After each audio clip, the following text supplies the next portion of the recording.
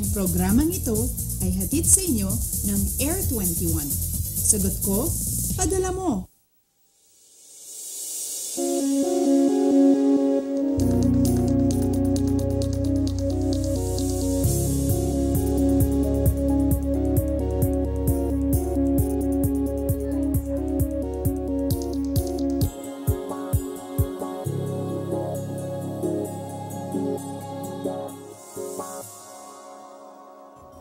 Magandang umaga, Pilipinas! Anong klaseng paghahanda ang ginagawa mo today? Ito ba ay masarap na almusal para sa inyong mga chikiting? Pagpapakintab ng kotse para presentable naman sa mga pasahero o sandaling pagre-review ng inyong presentation mamaya kay boss. Pero syempre sa pang-araw-araw nating pamumuhay, wag nang aalisin ang preparasyon sa lagay ng ating panahon. Sandaling tumutok dito sa aming programa naghahatid sa inyo ng kumpletong impormasyon sa lagay ng ating panahon. Para sa iba pang updates, bisitahin ang aming social media accounts at mag-subscribe na rin sa aming YouTube channel. Ako si Eunice Suntayas, kasama nyo ngayong Thursday morning, July 20, 2017.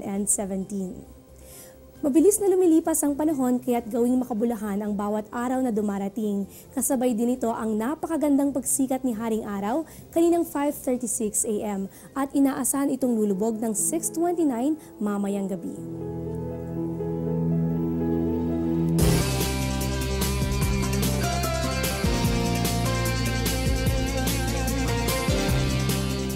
Itatanong mo kung magiging maulan ba ngayong araw, hayaan mong sagutin yan ni Pag-asa Weather Forecaster Hener Kitlong. Magandang umaga sa iyo, Hener. Ano ba yung nilalaman ng 5 AM weather forecast ng Pag-asa?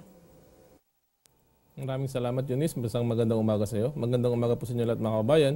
Ngayong umaga po, wala po tayong bagyo o low pressure area na nakapekto sa ating bansa o saan man sa Philippine Area of Responsibility.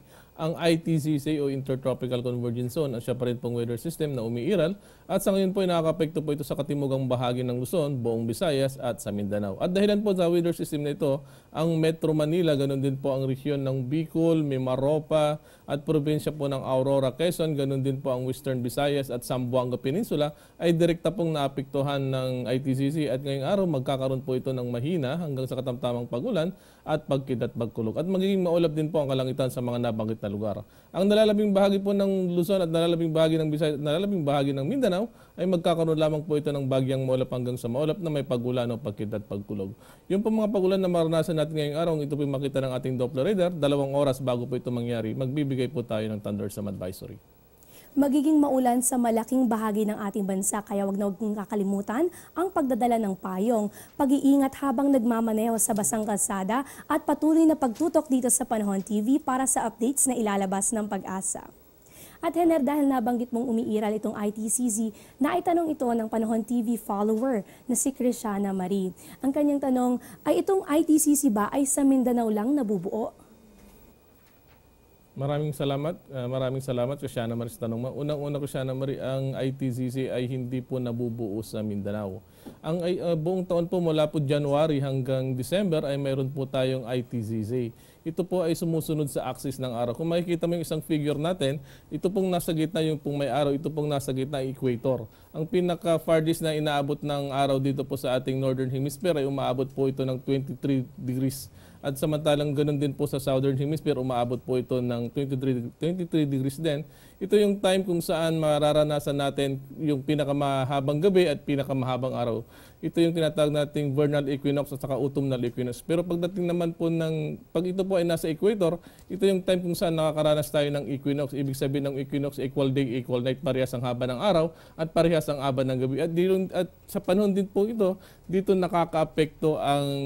naapektuhan ang Mindanao dahil malapit po ang Mindanao sa equator kaya nakakaranas po ito. Yung pong pinaka-outer clouds ng ITCZ ay umaabot po ito sa Mindanao. Kung dito naman po sa pangalawang figure, kung makikita mo, magkaiba po kasi ang epekto ng ITCZ sa dagat at ganoon din po sa lupa.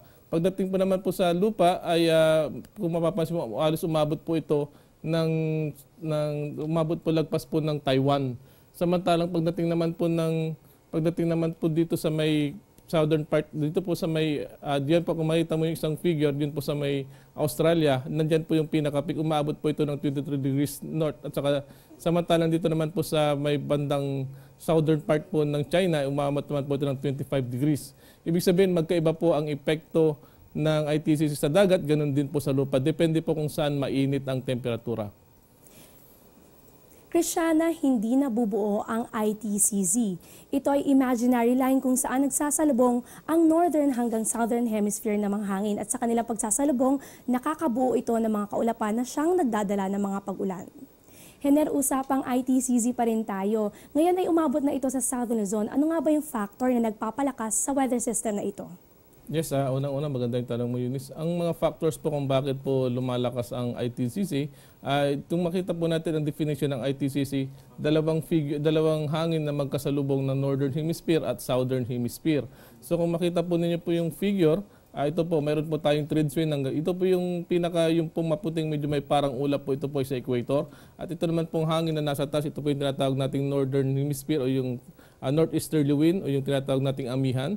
Samantalang dito naman po sa southern part ng Southern Hemisphere, ito naman po yung southeasterly. Pag nagsalubong po yung dalawang ito, nakakabuo po ito ng kulapan. Lumalakas lamang po ito kapag ang masyado pong malaki ang pagkakaiba ng temperatura. Halimbawa po, mababa po ang temperatura dito po sa may northeasterly wind at nagsalubong po yung dalawa niyan, lalo pong dumadami po ang kaulapan. At kung nakabuo na po ito ng LPA o low pressure area sa ITCC, kaya po binanggit din po na ang ITCC, isa sa mga definition ng ITCC ay belt of low pressure area. Dahil mababa ang temperatura, mainit po ang temperatura at mababa po ang hangin po diyan, kaya nakakabuo po ito ng LPA. Pag nakabuo po ng LPA, lalo po itong lumalakas at lalong lumalaki ang epekto ng ulan nito at yung pong epekto din po sa atin ay malakas po ang ulan. Hindi lang po sa ating bansa, halos buong tropics po yan na apektuhan po ng ITCC.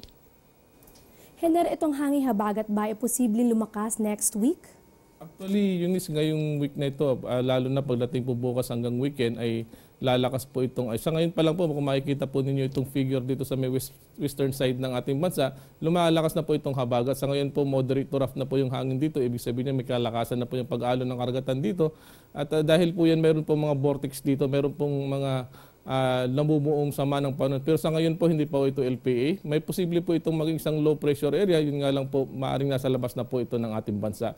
Yun nga lang hahatakin po nito ang habagat. So, asahan po natin mula po ngayong araw hanggang weekend po, medyo lalakas po itong ating habagat. Kaya medyo magpapatuloy po yung mga pag-ulan na mararanasan natin. Ganon din po sa Metro Manila at sa ibang bahagi po ng Southern Luzon, ganon din po ang western section ng Visayas. At bukod sa pagpapaulan nitong ITCZ, sa ngayon ba ay mayroon nakikita ang pag-asa na sama ng panahon na posibleng pumasok sa loob ng Philippine Area of Responsibility? Sa ngayon, Eunice, marami tayong mga kaulapan na nakikita sa labas at loob ng Philippine Area of Responsibility. Gaya ng nabanggit ko kanina, dito po sa may West Philippine Sea, meron po tayong minomonitor nito na isang vortex. Isang vortex po ito na posibleng maging low pressure area.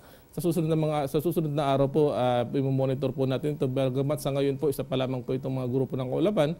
Ito na po yung dahilan kung bakit lumalakas po yung habagat at kaya nagkakaroon po tayo ng pag-ulan dito po sa Southern Luzon, ganoon din po sa Visayas at sa Mindanao. Mayroon tayong mga grupo ng kaulapan na posibleng mabuo sa pagiging isang low pressure area na patuloy ng babantayan natin kung magiging bagyo. Nakapanayam ko ng live ngayon. Maraming salamat sa Hener Kitlong sa mga ibinahaging impormasyon sa lagay ng ating panahon ngayong araw. Umpisa pa lamang yan, magbabalik pa kami matapos ang ilang mga paalala.